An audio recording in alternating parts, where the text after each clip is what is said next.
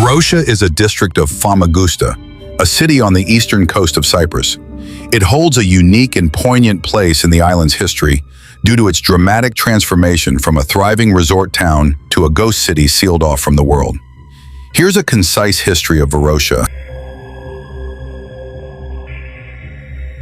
Varosha is a district in the city of Famagusta, located on the eastern coast of Cyprus. Its history is deeply tied to the Cyprus conflict between Greek Cypriots and Turkish Cypriots, particularly the events of 1974 when Turkey invaded northern Cyprus. Here's a breakdown of Varosha's history. Early history and rise, pre-1974. 1950s to 1974, Varosha developed into a thriving tourist destination during the 1960s and early 1970s. It was one of the most popular resort areas in Cyprus, often visited by international celebrities like Elizabeth Taylor and Brigitte Bardot. It featured modern hotels, luxury apartments, and vibrant nightlife. By 1974, it was considered the jewel of Cyprus tourism. Before 1974, Varosha was a luxurious tourist destination, popular among international celebrities and affluent visitors. It was the most modern and developed part of Famagusta, filled with hotels, restaurants, and vibrant urban life. Celebrities like Elizabeth Taylor, Brigitte Bardot, and Richard Burton vacationed there. 1974 Turkish invasion and abandonment. July 1974, a coup backed by the Greek junta aimed to annex Cyprus to Greece. August 1974, in response, Turkey invaded Cyprus and took control of the northern third of the island, including Famagusta and Varosha. Varosha's Greek Cypriot residents fled, fearing the advancing Turkish military. They expected to return soon, but never did. The area was fenced off by the Turkish military and declared a military zone. Civilians were barred from entering. Frozen in time, 1974-2020.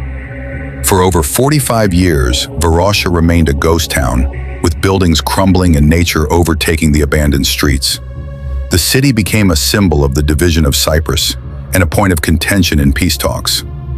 UN Security Council Resolution 550/1984 called for the area to be transferred to UN administration and forbade settlement by anyone other than its original inhabitants.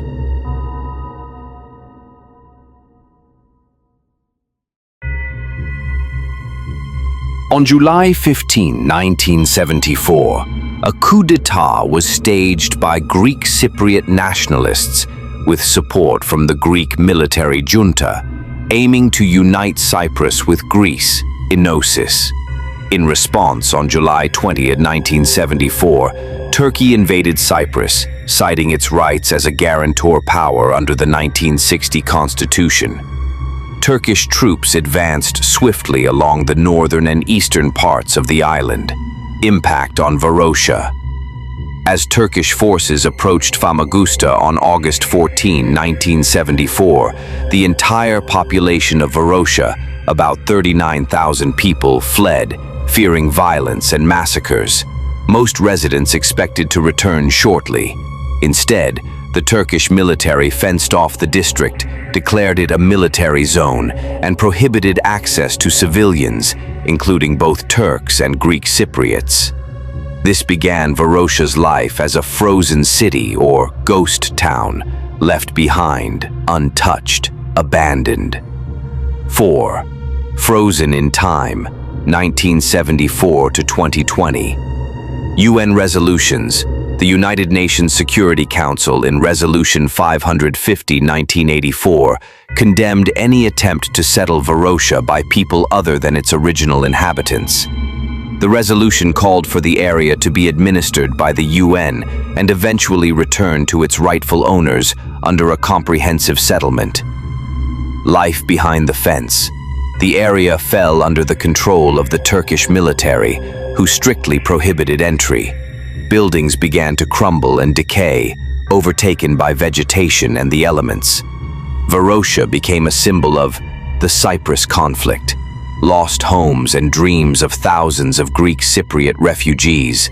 the division of the island into the Republic of Cyprus, south, and the Turkish-controlled Turkish Republic of Northern Cyprus, TRNC, in the north, recognized only by Turkey. For over 45 years, Varosha remained a sealed-off ghost town. Nature began reclaiming the city, buildings decayed, and vegetation overran once bustling streets.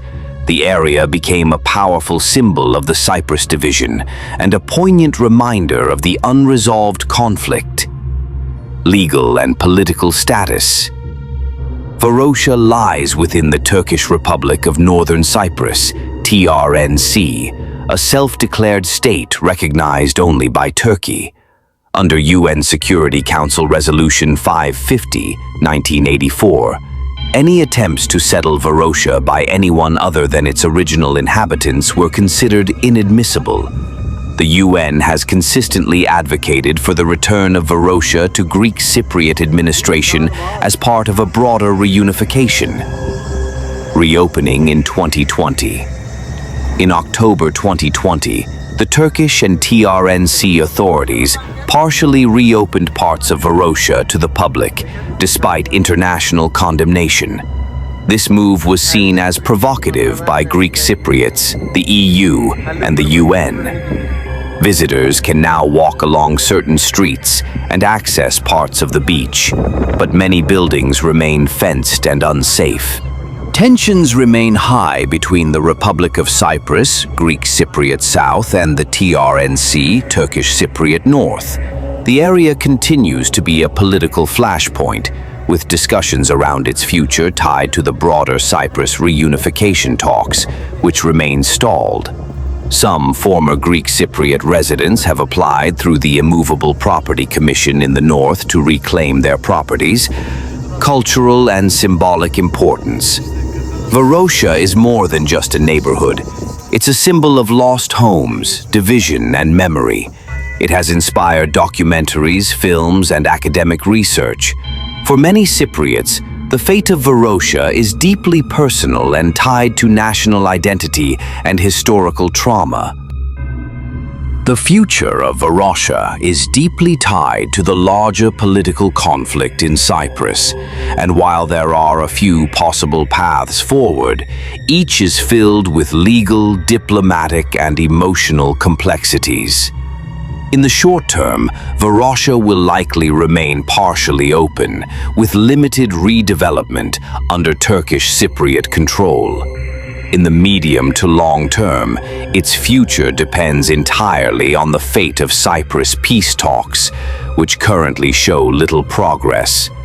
Unless there's a major political shift, Varosha risks becoming a de facto Turkish Cypriot resort area, without legal recognition, but with real-world development.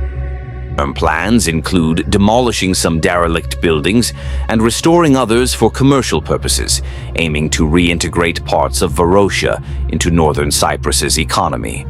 Hurriyet Daily News. Daily Sabah. A marina and tourist facilities project was approved in August 2023 for the natural harbor near Constancia Hotel, outside the fenced area. Private investors have begun purchasing hotels and apartments.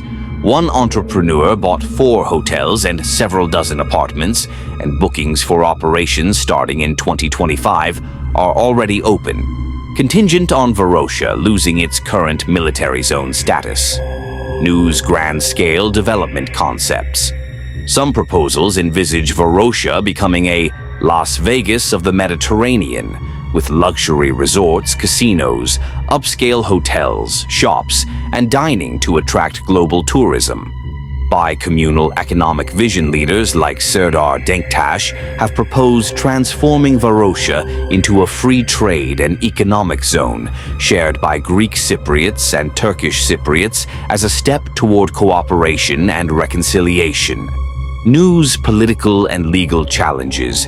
UN Security Council, Resolution 550, 1984, and other UN resolutions deem any settlement of Varosha by parties other than its original Greek Cypriot inhabitants as inadmissible, calling instead for a UN-administered return or fair settlement. The Council of Europe's PACE Committee and broader UN leadership have condemned unilateral changes to Varosha's status. PACE.